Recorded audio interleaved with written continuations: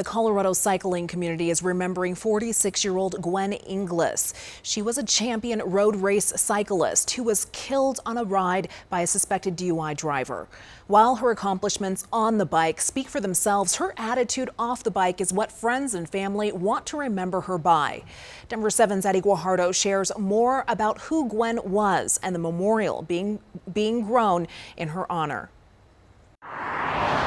Every pedal stroke was packed and powered by passion. She was a multiple national champion, state champion. The biking community knew 46-year-old Gwen Inglis, a dominating cyclist that dedicated more than 2 decades to the sport.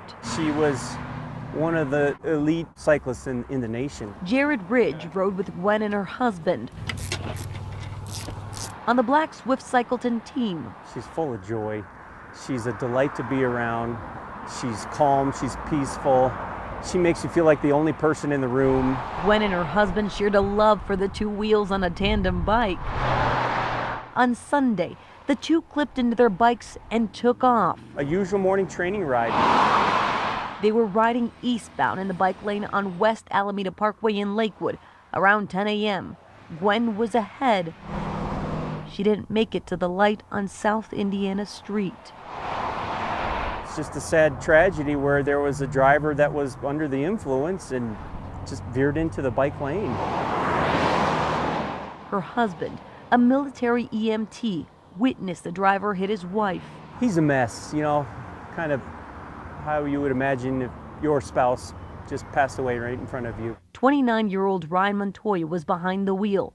He was arrested on suspicion of driving under the influence of drugs. The drug was not disclosed by police.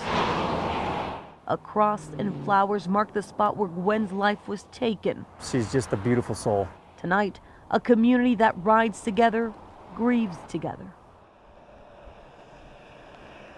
Now, Montoya is facing several charges, including vehicular homicide involving DUI. This has clearly taken a toll on the cycling community. This sign right here reading, "We love you, Gwen." And just hours ago, they placed this white bike here.